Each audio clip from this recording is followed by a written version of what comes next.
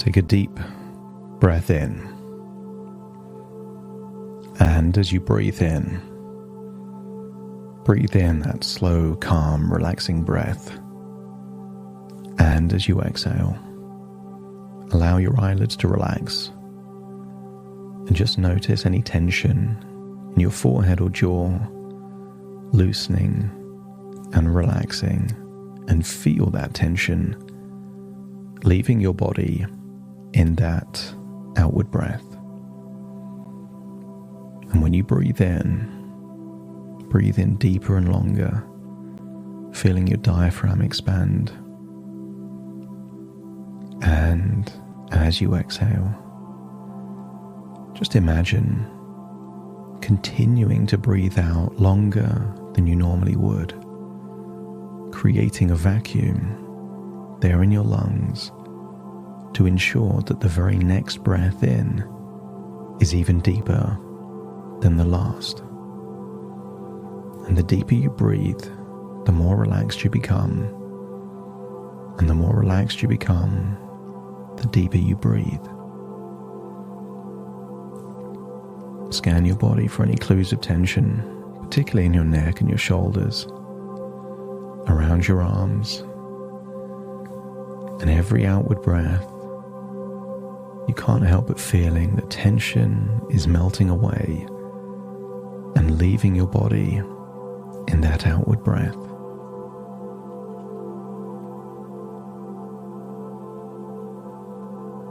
As you breathe in and breathe out, I want you to imagine driving home from work. But for some reason, the part of you that wants to change has introduced friction to a part that's like to do something on autopilot. I want you to imagine there is only one bottle of wine in the house,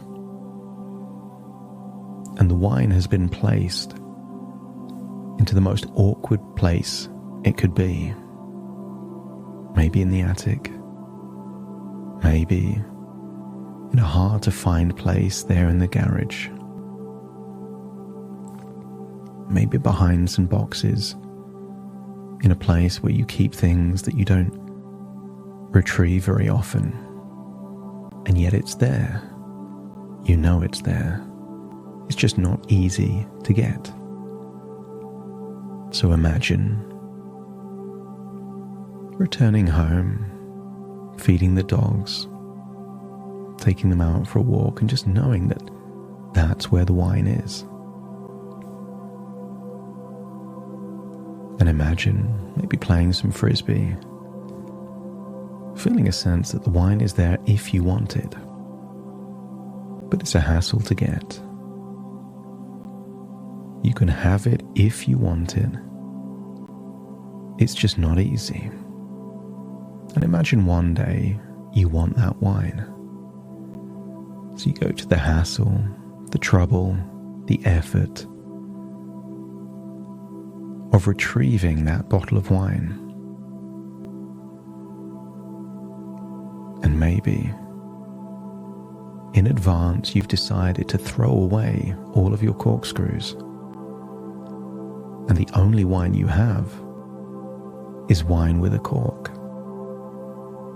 And there are other ways to open a corked bottle of wine, but again there's hassle and effort. Maybe it would take the effort to Google a solution, to use a combination of knives and forks. You can't help but think, is it even worth it, even though the wine is there? And let's imagine it's taken you 10 or 15 minutes to finally figure out how to get the cork out of this corked bottle of wine. And imagine saying to yourself, I can drink this wine. But in advance, you've decided to test how badly you want the wine by agreeing with yourself that you can drink the wine from either a coffee mug or straight from the bottle. And imagine holding the bottle from the stem, bringing it up to your lips, and then just thinking, hold on a minute. There's one final hurdle. That you can drink the wine from the bottle or the coffee mug if you're wearing your gym wear, the clothes perfect to do some yoga or go on the Peloton. You've decided in advance that that is now the clothes you wear to drink wine from the bottle. So imagine getting changed if you want the wine that badly. And imagine there you are. And maybe you've also agreed with yourself that wine is on limits only if you're standing.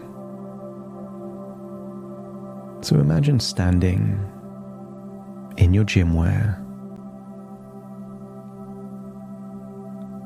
with wine in your hand, with no TV on and no phone around, and try your hardest to enjoy drinking wine, drinking it from the bottle while standing up, while wearing clothes perfect to exercise in. And if your unconscious mind feels that you just don't desire to drink the wine like this, let me know by nodding your head. So imagine putting the wine down, or even better, choosing to pour it down the plug hole, and instead feel a desire to jump on the Peloton and do a class, or put the right music on to do some yoga, and just feel that doing that makes you feel confident, in control of your life. You feel empowered. And if it feels that doing the exercise feels better than the wine would taste, let me know by nodding your head.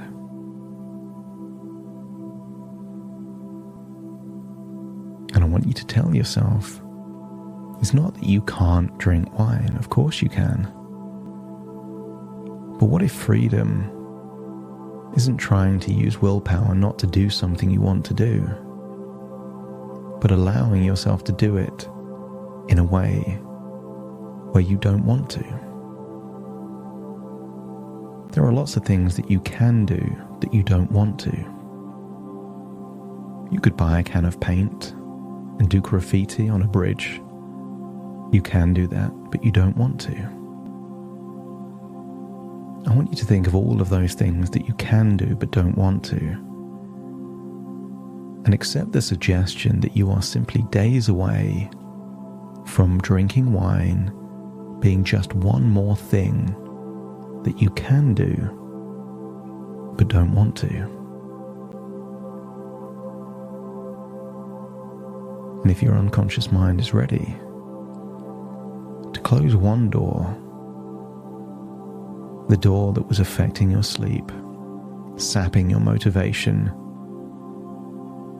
leading you to feel lethargic and stale, and open a door to energy, vitality, higher self-esteem and confidence. And imagine that new door opens and you walk through it.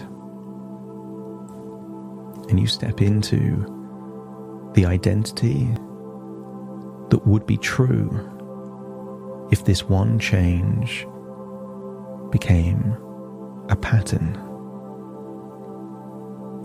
As you start to imagine a different routine in the evenings, where the desire for wine just isn't there, and instead, imagine returning home, spending time with the dogs, taking them for a walk, and drinking maybe a green tea, a matcha tea, or maybe matcha with ginger.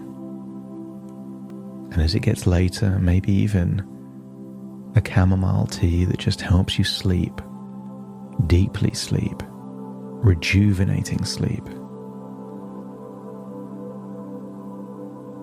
Imagine having certain things in place that you're only ever a few minutes away from a bike ride, an exercise class, or yoga. And imagine after a few weeks you figure out ways that you can do 2 or 3 things at the same time. Maybe you're doing yoga while learning something new.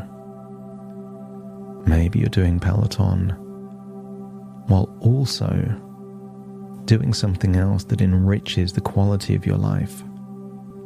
And as time goes by, you wonder why you ever even wanted to drink wine, because it was taking so much and giving so little.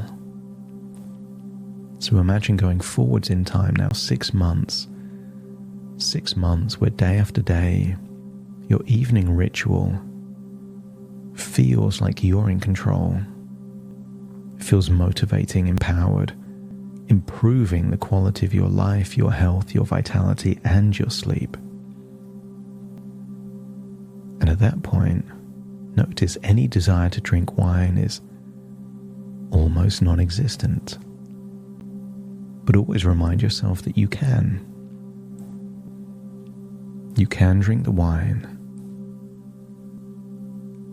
And those parameters of drinking it from the bottle, or an old dirty coffee mug, or drinking it while standing, or drinking it while wearing exercise gear, is not because you have to. It's just a test to see how badly you want to drink that wine. Consider it a thought experiment, whereby adding a tiny bit of friction you realize it was never that important to you anyway. So imagine that future where things get better and better, and that different relationship with alcohol isn't limited to your home, but also how you socialize, how you celebrate, how you deal with stress and anxiety. And if you can see that future where you simply don't need alcohol anymore, let me know by nodding your head. Consider this a compelling vision of your future, and it all starts by introducing friction to test just how badly you want it. And now feel like you're returning back to the present moment